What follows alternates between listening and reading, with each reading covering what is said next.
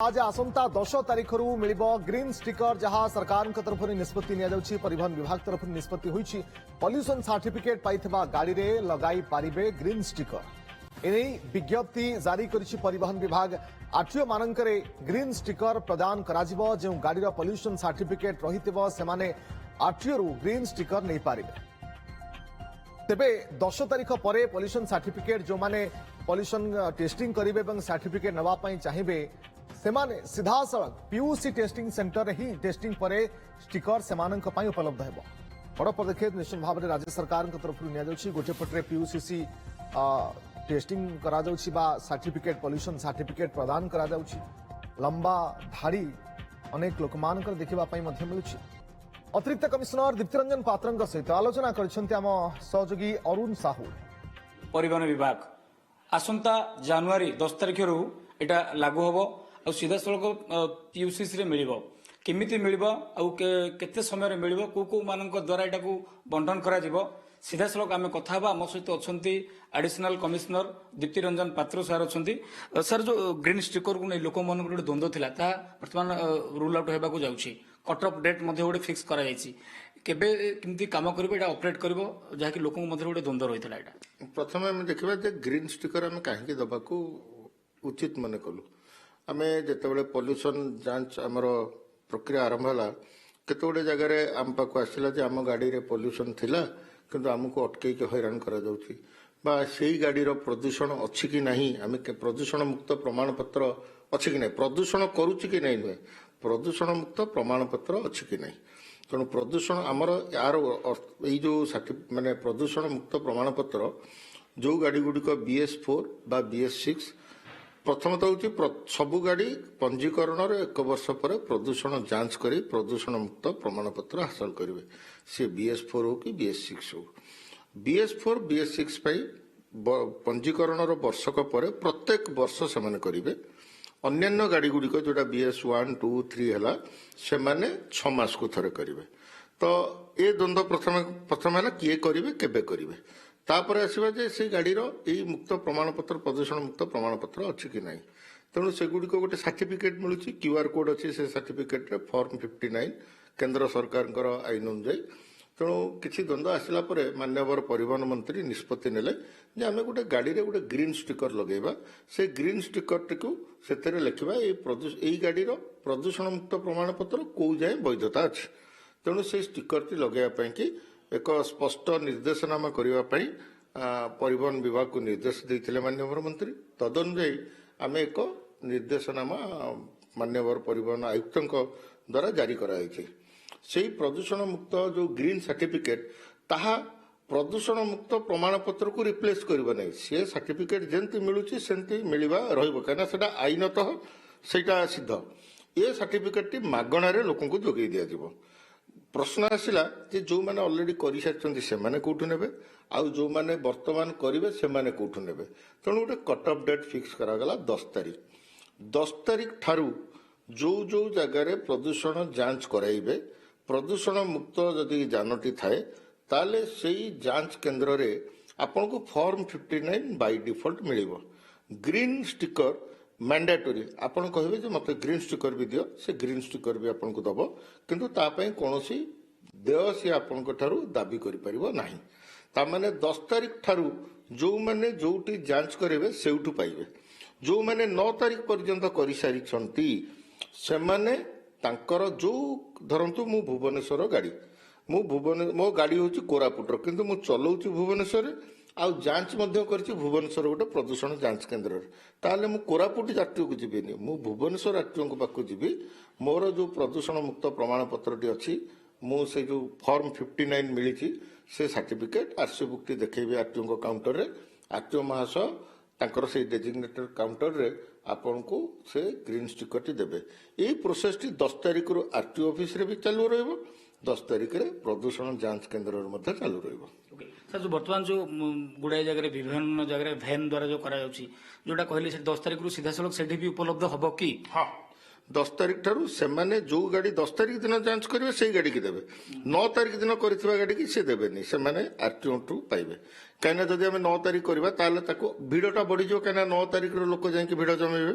ତେଣୁ ଅଯଥା ଭିଡକୁ କଣ୍ଟ୍ରୋଲ କରିବା ପାଇଁ ଆମେ ତାକୁ ଗୋଟେ ପ୍ଲାନ୍ ୱେରେ କଲୁ ଯେ ଯୋଉମାନେ ଆଗରୁ ନେଇଯାଇଛନ୍ତି ଭିଡ ନ କରିକି ମଧ୍ୟ ଆରଟିଓ ଅଫିସରେ ଏଟା ଯେତେ ସମୟ ୱାର୍କିଂ ଡେରେ ମିଳିବ, ତେଣୁ ଲୋକମାନେ ଯେତେବେଳେ ଯାଇକି ସେତେବେଳେ ଯାଇକି ନେଇ ଆସିପାରିବେ। ମାନେ ଆପଣ କହିବା କଥା ଯୋଉ ଭିଡ ଯୋଉ ଲାଗିବ ଭିଡକୁ କମାଇବା ପାଇଁ ଏହା କରୁଛନ୍ତି, ତ ବର୍ତ୍ତମାନ ସେଥିରେ ଯୋଉ କଥାଟା ଆପଣ ବି କହୁଥିଲେ ଆଉ ଟିକେ କ୍ଲାରିଟି କରିବା ପାଇଁ ଲୋକମାନେ ବି ଚାହୁଁଛନ୍ତି ଯେ ସାର୍ ଯେତେବେଳେ ନିୟମ ଲାଗୁ ହେଲା କଥା ଆସିଲା 2025 ଡିସେମ୍ବରରେ, ସେ ଭିତରୁ ଆଜି ପର୍ଯ୍ୟନ୍ତ ଯୋଉମାନେ କରୁଛନ୍ତି ସେମାନେ ଆରଟିଓରୁ ନେବେ। ଯୋଉମାନେ 9/1/2026 ସୁଦ୍ଧା ପ୍ରଦୂଷଣ ମୁକ୍ତ ଯାଞ୍ଚ କରାଇ ଯାଞ୍ଚର ପ୍ରମାଣପତ୍ର ହାସଲ କରିଛନ୍ତି, ସେମାନେ ସେଇ ଯାଞ୍ଚ କେନ୍ଦ୍ର ଯୋଉ ଆରଟିଓଙ୍କ ଅଣ୍ଡରରେ ଅଛି ସେଇ ଆରଟିଓଙ୍କ ଠାରୁ ନେବେ। ମୁଁ ଏକ୍ସାମ୍ପଲ ଦେଲି, ଯଦି ଗୋଟେ ଗାଡି କୋରାପୁଟ ଗାଡିର ଏକ୍ସାମ୍ପଲ ଦେଲି ଯେ କୋରାପୁଟର ଗାଡି କୋରାପୁଟରେ ପଞ୍ଜୀକରଣ ହେଇଛି କିନ୍ତୁ ସେ ଯାଞ୍ଚ କରାଇଛନ୍ତି ଭୁବନେଶ୍ୱରରେ, ତାମାନେ ଭୁବନେଶ୍ୱର ଅଛନ୍ତି, ସେ ଆଉ ଥୋଡ଼ି କୋରାପୁଟ ଯିବେ ନା। ତେଣୁ ତାଙ୍କୁ ଯେହେତୁ ଯାଞ୍ଚ କେନ୍ଦ୍ରଟି ଭୁବନେଶ୍ୱର ଆରଟିଓଙ୍କ ଅଣ୍ଡର ଅଛି, ଭୁବନେଶ୍ୱର ଆରଟିଓ ଦେବେ। ହଁ, ଏଠି ଗୋଟେ ଦ୍ୱନ୍ଦ୍ୱ ଆସିପାରେ, ଭୁବନେଶ୍ୱର 1, 2 ଦୁଇଟା ଅଛି, କୋଉ ସେଣ୍ଟର କୋଉ ଆରଟିଓଙ୍କ ଅଣ୍ଡର ଅଛି ସେଇଟା ବି ହେଇପାରେ। ତାକୁ ମଧ୍ୟ ଆମେ କହିଛୁ ସପୋଜ ଜଣେ ଲୋକ ଭୁଲ ଏଇ ଭୁବନେଶ୍ୱର 1, 2ରେ କେସଟା ଆସିପାରେ, ତେଣୁ ତାକୁ ମଧ୍ୟ ଆମେ କେମିତି ଦୂରୀକରଣ କରିବୁ, 2 ଜଣ ଆରଟିଓଙ୍କୁ କହିଛୁ କୋଅର୍ଡିନେଟ କରିକି କରିବା ପାଇଁ। ସାର୍ ବର୍ତ୍ତମାନ ସୁଦ୍ଧା କେତେଟି ବୈଧ ଆପଣଙ୍କର ଯୋଉ ରେଜିଷ୍ଟ୍ରେସନ ପିୟୁସି ସେଣ୍ଟର ରହିଛି, ଆଉ ଆର ହେବା ଦ୍ୱାରା ଟେମ୍ପରିଂ ହେବାର ଗୋଟେ ନଜର ରହିବ, ତାକୁ କେମିତି କ'ଣ ଆପଣ ପ୍ଲାନ୍ ଆଉଟ୍ କରିବେ? ଶୁଣନ୍ତୁ, ଆମର 600ରୁ ଉର୍ଦ୍ଧ୍ୱ ଯାଞ୍ଚ ପରୀକ୍ଷଣ କେନ୍ଦ୍ର ଅଛି, ପାଖାପାଖି 700 ପାଖାପାଖି ହେଇଗଲାଣି, 700ରୁ ଉର୍ଦ୍ଧ୍ୱ ବି ହେଇଯିବ। ଏଇ ଯୋଉ ଗ୍ରୀନ୍ ଷ୍ଟିକରଟି ଆପଣଙ୍କର ଫର୍ମ 59 ଯୋଉଟା ଆପଣଙ୍କୁ ଇସ୍ୟୁ କରୁଛନ୍ତି ତାକୁ ରିପ୍ଲେସ କରିବ ନାହିଁ। ଧରନ୍ତୁ ଜଣେ ଲୋକ ଗ୍ରୀନ୍ ଷ୍ଟିକରରେ ଭୁଲ ଠିକ ଲେଖିଛନ୍ତି, ଭ୍ୟାଲିଡିଟି ମାନେ ମାନିପୁଲେଟ କରିଛନ୍ତି, କିନ୍ତୁ ବାହାନରେ ତ ସେ ଡାଟାଟା ରହିବ ନା। ତେଣୁ ବାହାନରେ ଯଦି ଦେଖୁନି ତାହେଲେ ଗ୍ରୀନ୍ ଷ୍ଟିକର ବୈଧତା ଜାଲି ବୋଲି ଧରେ ନିଆଯିବ। ତେଣୁ ପ୍ରଥମେ ହଉଛି ଆପଣ ଯାଞ୍ଚ କଲା ପରେ ଆପଣ ପ୍ରଥମେ ଏମ୍ ପରିବହନରେ ଦେଖନ୍ତୁ ଆପଣଙ୍କର ଭ୍ୟାଲିଡିଟି ଦେଖଉଛି ନା ନାହିଁ। ଯଦି ଦେଖଉନି ତାହେଲେ ଯାଞ୍ଚ ପରୀକ୍ଷଣ କେନ୍ଦ୍ରକୁ ତତ୍କ୍ଷଣାତ କୁହନ୍ତୁ ଯେ ମୋର ଦେଖଉନାହିଁ, କାହିଁକି ତୁମେ ଏଇଟା ଦେଖଉନାହିଁ ହେଲା। ଯଦି ସେଥିରେ ଦେଖଉଛି ତାହେଲେ ଆମର ଅଫିସର ମାନଙ୍କୁ କୁହାଯାଇଛି ଗ୍ରୀନ୍ ଷ୍ଟିକର ନଥିବା ବା ଥିବାକୁ କୌଣସି ପ୍ରକାର ଏନଫୋର୍ସମେଣ୍ଟ କ୍ରାଇଟେରିଆ ବିଷୟରେ ନିଆଯିବ ନାହିଁ। ଏହା ଏକ ଚିହ୍ନକ ମାତ୍ର, ମାନେ ଚିହ୍ନଟ କରିବ ଏ ଗାଡିରେ ଏଇ ସାର୍ଟିଫିକେଟ ଅଛି। ଯଦି ସସ୍ପେକ୍ଟ ହୁଏ ତାହେଲେ ଯାଞ୍ଚ ଅଧିକାରୀ ଆପଣଙ୍କୁ ତାଙ୍କର କମ୍ପ୍ୟୁଟରରେ ସେ ଦେଖିପାରିବେ ଯେ ଗାଡିର ଅଛି କି ନାହିଁ, ବୈଧତା ଅଛି କି ନାହିଁ, ଯାଞ୍ଚ କରିପାରିବେ। ସାର୍ ଆଉ ଗୋଟେ କଥା ଯେମିତି କହିଲେ, ବର୍ତ୍ତମାନ ପାଖାପାଖି 30 ଲକ୍ଷ ଗାଡିର ପଲ୍ୟୁସନ ସାର୍ଟିଫିକେଟ ନାହିଁ।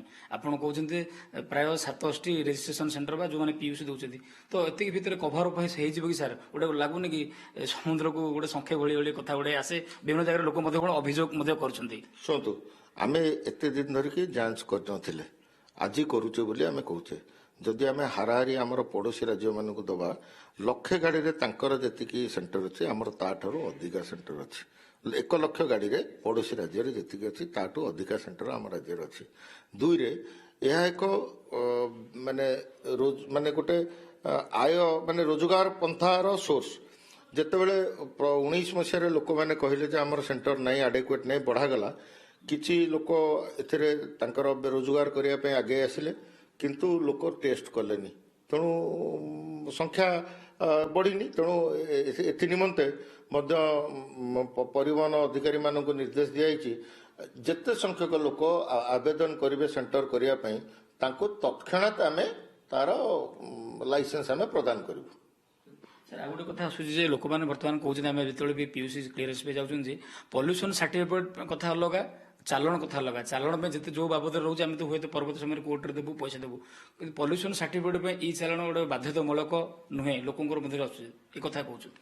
ଶୁଣନ୍ତୁ, ପରିବହନ ଯୋଉ ପ୍ରଦୂଷଣ ସାର୍ଟିଫିକେଟ ଏକ ମୋଟରଯାନ ଡକୁମେଣ୍ଟ, ବୈଧ ମୋଟରଯାନ, ଯେମିତି ଆପଣ କହୁଛନ୍ତି ମୋ ଗାଡିର RC book, licence, fitness, permit, pollution, these are motor vehicle document, mandatory motor vehicle document. ଆପଣଙ୍କର ମୋଟରଯାନ ଆଇନର 167 ଧାରା ଅନୁଯାୟୀ ଚାଲାଣ ହୋଇଥିବା ଗାଡି ପାଖରେ 90 ଦିନର ମହଲତ ଅଛି। 90 ଦିନ ଭିତରେ ସେ ଚାଲାଣ ବିରୁଦ୍ଧରେ ମୋକଦ୍ଦମା କରିପାରିବ, ଚାଲାଣକୁ ଚ୍ୟାଲେଞ୍ଜ କରିପାରିବେ ବା ଚାଲାଣକୁ ପୈଠ କରିପାରିବେ। ଯଦି ପୈଠ ନ କରନ୍ତି ତାହେଲେ ଧାରା 167ର ନିୟମ ଅନୁସାରେ ତାଙ୍କୁ କୌଣସି ପ୍ରକାର ସେବା ଯୋଗାଇ ଦିଆଯିବ ନାହିଁ। ଏହା ମୋଟରଯାନ ଆଇନରେ 2020 ମସିହାରେ ସଂଶୋଧନ ହୋଇସାରିଛି। ତେଣୁ 90 ଦିନ ହେଉଛି ଆପଣଙ୍କ ପାଖରେ ସମୟ।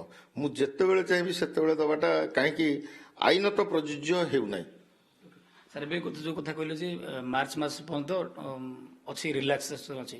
ବର୍ତ୍ତମାନ ସାର୍ ଦେଖନ୍ତୁ ମୁଁ ମନେକର ଯିବି କାର୍ ନେଇକି ଟୋଲ ଗେଟ୍ ପଟେ ଯିବି, ତ ମାର୍ଚ୍ଚ ମାସ ପର୍ଯ୍ୟନ୍ତ ଠିକ୍ ଅଛି। ଯଦି ମୋର ଯିବାକୁ 10,000 ଆସିବାକୁ 10,000 ଫାଇନ୍ ପଡ଼ିବ, ସେଠି ସାର୍ କ'ଣ ମୁଁ ଏଠି ଆପଣଙ୍କୁ କହୁଛି, ଆପଣ ଜାଣିଛନ୍ତି ଯେ ମୁଁ ଯଦି ପ୍ରଦୂଷଣ କରିନି ଯିବା ଉଚିତ ନୁହେଁ, ଆପଣ କରିକି ଯିବା କାହିଁକି ଯିବେନି?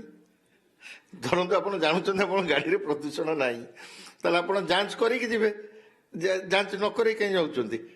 ଆପଣଙ୍କୁ ସମୟ ଦିଆହେଇଛି ଯେ 30 ତାରିଖ ମାନେ ମାର୍ଚ୍ଚ 31 ତାରିଖ ପର୍ଯ୍ୟନ୍ତ କରିବେ, କିନ୍ତୁ ଆପଣ କହୁଛନ୍ତି ମୁଁ ଜାଣୁଛି ଗୋଟେ ମୋର ଦୁର୍ବଳତା ଅଛି, ସେ ଦୁର୍ବଳତାଟାକୁ ମୁଁ ନିଜେ କାହିଁକି ସମାଧାନ କରିକି ନ ଯିବି? ସାର୍ ଲୋକମାନେ ଟିକେ ସମୟକୁ ଦିଆଯାଇଛି ବୋଲି ଢିଲା ମାରିଲେ ଫାଇନ୍ ପଡ଼ିବାଟା ଥୟ। ଶୁଣନ୍ତୁ, ଆଇନ କି ମାନିବା ନିମନ୍ତେ ଯଦି ଢିଲା ମାରିବା, ଆମେ ଆମ ନିଜ ଜୀବନକୁ ଆମେ କହିବା ଯେ ରାସ୍ତାଟାକୁ ମୁଁ ଗାଡ଼ି ଯାଉଛି ମୁଁ କ୍ରସ୍ କରିଯିବି, ମୋର କନଫିଡେଣ୍ଟ ଅଛି, କିନ୍ତୁ ମୁଁ ସେ ଗାଡ଼ି କେତେ ବେଗରେ ଆସୁଛି କ'ଣ ଆସୁଛି ଜାଣିନି। ତେଣୁ ଆଇନଟାକୁ ମାନିବା ପାଇଁ ଆପଣଙ୍କର ଜୀବନକୁ ରକ୍ଷା କରିବା ନିମନ୍ତେ ମୋଟରଯାନ ଆଇନରେ ଟ୍ରାଫିକ ନିୟମାବଳୀ କରାଯାଇଛି। ତେଣୁ ଆପଣ ତାକୁ କାହିଁକି ଚ୍ୟାଲେଞ୍ଜ ନେବେ ବା ରିସ୍କ ନେବେ କୌଣସି ଆଇନଟାକୁ ମାନିବା ପାଇଁ? ଆଇନଟାକୁ ମାନିଲେ ମୋ ଲାଇଫକୁ ମୁଁ ସେଭ୍ କରିବି। ତେଣୁ ମୁଁ ତାକୁ ସେଇ ଦୃଷ୍ଟିରେ ଦେଖିବା ଉଚିତ। ତାହେଲେ ସାର୍ ଆମେ କହିପାରିବା ଯୋଉ ଗ୍ରୀନ୍ ଷ୍ଟିକର ପାଇଁ ଆଉ ଲମ୍ବା ଲାଇନ୍ ଲଗାଇବାକୁ ପଡ଼ିବନି, କାହିଁକିନା ସାର୍ ଏ ଭିତରେ ଆଉ ଗୋଟେ କଥା ଆସୁଛି ଯେ ପୁଣି ଥରେ ସାର୍ ଯଦି ପିୟୁସି ସାର୍ଟିଫିକେଟ୍ ପାଇଁ ଲମ୍ବା ଲାଇନ୍ ଲଗାଇଲେ ପୁଣି ଗ୍ରୀନ୍ ଷ୍ଟିକର ପାଇଁ ଲମ୍ବା ଲାଇନ୍ ଲଗାଇବେ ସାର୍। ଶୁଣନ୍ତୁ, ଲୋକମାନେ ବର୍ତ୍ତମାନ ଗ୍ରୀନ୍ ଷ୍ଟିକର ମୁଁ ଆଗ ନେବି ବୋଲି ଆସିପାରନ୍ତି। ତେଣୁ ମୋର ସମସ୍ତଙ୍କୁ ଅପିଲ ରହିବ, ଗ୍ରୀନ୍ ଷ୍ଟିକର ଆପଣ ଯେତେବେଳେ ଚାହିଁବେ ସେତେବେଳେ ନେଇପାରିବେ। ଗ୍ରୀନ୍ ଷ୍ଟିକର ନଥିଲେ କାହାକୁ ମାନେ କୌଣସି ଗାଡ଼ିର ଚାଲାଣ କଟାଯିବ ନାହିଁ। ଗ୍ରୀନ୍ ଷ୍ଟିକର ଏକ ଚିହ୍ନଟ କରିବା ନିମନ୍ତେ ସାଙ୍କେତିକ ଭାବେ ବ୍ୟବହାର କରାଯିବ, କିନ୍ତୁ ଏହା ନଥିଲେ ଯେ ଗାଡ଼ିକି କେସ୍ କରାଯିବ ଏହା ନୁହେଁ। ତେଣୁ ଅଯଥା ଭିଡ଼ ନ କରିକି ଆପଣଙ୍କ କମ୍ଫର୍ଟେବୁଲ ସମୟରେ ଆପଣ ଆସି କରନ୍ତୁ, କାରଣ ଲୋକ ଭିଡ଼ କରିବା ପାଇଁ କି ଯଦି ଆସିବେ ଆପଣ ବା ମୁଁ ଚେଷ୍ଟା କରି କିଛି କରିପାରିବିନି। ତେଣୁ ଲୋକଙ୍କୁ ମୋର ଆପଣଙ୍କ ମାଧ୍ୟମରେ ଏତିକି ଅପିଲ ରହିବ, ଆରଟିଓ ଅଫିସରେ ମିଳିବ, ଏହା ଯେତେବେଳେ ଚାହିଁବେ ସେତେବେଳେ ମିଳିପାରିବ। ଆପଣ କମ୍ଫର୍ଟେବୁଲ ଆରାମରେ ଆସିକି ଯାଆନ୍ତୁ, ଦେଖନ୍ତୁ, ଭିଡ଼ କରନ୍ତୁ ନାହିଁ। ଭିଡ଼ କ'ଣ ବର୍ତ୍ତମାନ କ'ଣ ଆପଣମାନେ କହିବେ ଯେ ଗ୍ରୀନ୍ ଷ୍ଟିକର ନଥିଲେ ଯାଞ୍ଚ ହେବ? ଗ୍ରୀନ୍ ଷ୍ଟିକର ପାଇଁ କୌଣସି କେସ୍ ହେବ ନାହିଁ। ଗ୍ରୀନ୍ ଷ୍ଟିକର ଏକ ଅପସନାଲ। ଆପଣ ଗ୍ରୀନ୍ ଷ୍ଟିକର ଥାଉ ବା ନଥାଉ, ଆପଣଙ୍କର ଯଦି ବାହନ ଡାଟାରେ ଆପଣଙ୍କର ପଲ୍ୟୁସନ ଭ୍ୟାଲିଡ ଅଛି ତାହେଲେ ଯାଇକି ଆପଣଙ୍କ ଗାଡ଼ି ବିରୁଦ୍ଧରେ କେସ୍ କରାଯାଇପାରିବ, ଅନ୍ୟଥା କେସ୍ କରାଯିବ ନାହିଁ। ଗ୍ରୀନ୍ ଷ୍ଟିକର ଏକ ବାରିୟର ନୁହେଁ ଯେ କି ଆପଣଙ୍କ ଗାଡ଼ି ଗ୍ରୀନ୍ ଷ୍ଟିକର ନାହିଁ କେସ୍ କରିଦିଆଯିବ। ସାର୍ ମାର୍ଚ୍ଚ ମାସ ତ ଲାଷ୍ଟ ଅଛି ନା, ଏପ୍ରିଲରୁ ତ ପୁଣି ଗ୍ରୀନ୍ ଷ୍ଟିକର ଦେଖିଲେ ହିଁ ତ ତେଲ ପଡ଼ିବ ନା ସାର୍ ପେଟ୍ରୋଲ ଟାଙ୍କିରେ? ଏଟା for ever, green sticker is a optional for ever, ମାନେ ମାର୍ଚ୍ଚ ପୂର୍ବରୁ ହଉ କି ପରେ ହଉ ଗ୍ରୀନ୍ ଷ୍ଟିକର ନଥିଲେ କୌଣସି ସମୟରେ ଯାଞ୍ଚ ହେବନି, କାହିଁକିନା ଗ୍ରୀନ୍ ଷ୍ଟିକର ଆପଣ ଯାଞ୍ଚ କଥା କହିଲେ, ମୁଁ ଯୋଉ ତେଲ ମିଳିବା କଥା ସାର୍ ଟାଙ୍କିରେ କହୁଛନ୍ତି, ମାର୍ଚ୍ଚ ମାସ ତ ସରିଲା ପରେ ତ ଏପ୍ରିଲଠୁ ଯୋଉମାନଙ୍କର ପ୍ରମାଣପତ୍ର ଦେଖେଇ ପାରିବେ, ମାନେ ଗ୍ରୀନ୍ ଷ୍ଟିକରକୁ ହିଁ ଧରିକି ତ ତେଲ ମିଳିବ ନା। ତେଲ ମିଳିବା ନ ମିଳିବା ଏହା ଏକ ନୀତିଗତ ନିଷ୍ପତ୍ତି। ମୁଁ ତା ଉପରେ ବର୍ତ୍ତମାନ ମାନେ କୌଣସି ମନ୍ତବ୍ୟ ଦେବାକୁ ଚାହୁଁନି, କାହିଁକିନା ତେଲ କ'ଣ ମିଳିବ ନ ମିଳିବ, ପ୍ରଥମ ହେଉଛି ପ୍ରଦୂଷଣ ମୁକ୍ତ ପ୍ରମାଣପତ୍ର ହାସିଲ କରିବା ଗୋଟେ ଗାଡ଼ିର ନିହାତି ଆବଶ୍ୟକ ଆଇନ ଅନୁଯାୟୀ ସେ କରିବା ଦରକାର। ତେଲ ମିଳିବ ନ ମିଳିବ ସେତେବେଳକୁ ପୁଣି ସରକାର ନିଷ୍ପତ୍ତି ନେଇପାରନ୍ତି କ'ଣ କେବେଠୁ ଲାଗୁ କରିବେ କ'ଣ କରିବେ।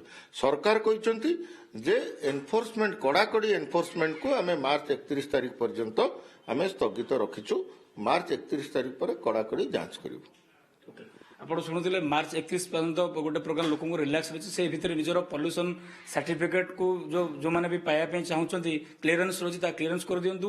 ଗ୍ରୀନ୍ ଷ୍ଟିକର ମଧ୍ୟ ଜାନୁଆରୀ 10ରୁ ଧୀରେ ଧୀରେ ମିଳିବା ଆରମ୍ଭ ହେବ। ତ ଯେଉଁ ମାର୍ଚ୍ଚ 31 ପୂର୍ବରୁ ଯଦି ସେ ଡେଡଲାଇନ୍ ରହିଛି ତା ପୂର୍ବରୁ ଯଦି ଆପଣ ନ କରିବେ, ହୁଏତ ପରବର୍ତ୍ତୀ ସମୟରେ ଆପଣଙ୍କୁ ଟାଙ୍କିରେ ତେଲ ମିଳିବ, ଆପଣଙ୍କୁ ପରବର୍ତ୍ତୀ ସମୟରେ ମଧ୍ୟ ଯାହାକି ପରିବହନ ବିଭାଗର ଯେଉଁ ନିୟମ ରହିଛି ହୁଏତ ପରବର୍ତ୍ତୀ ସମୟରେ ତା ଆକ୍ସନ ମଧ୍ୟ ହେବା, ଫାଇନ୍ ବା ଚାଲାଣ ମଧ୍ୟ ଏଭଳି ମଧ୍ୟ ହେଇପାରିବ। ତେବେ ଦେଖିବାର କଥା ମାର୍ଚ୍ଚ 31 ଭିତରେ ଯେଉଁମାନେ ବି କରିନାହାନ୍ତି ତାକୁ କରି ଡେଡଲାଇନ୍ କରି ତାର ଯେଉଁ ରହିଛି ନିୟମ ଅବଧି ରହିଛି ତାକୁ ଶେଷ କରନ୍ତୁ। ଭୁବନେଶ୍ୱର ଭିଡ଼ିଓ ଜର୍ଣ୍ଣାଲିଷ୍ଟ ଜ୍ୟୋତ୍ସ୍ନାଙ୍କ ସହିତ ଅରୁଣ ସାହୁ, OTV।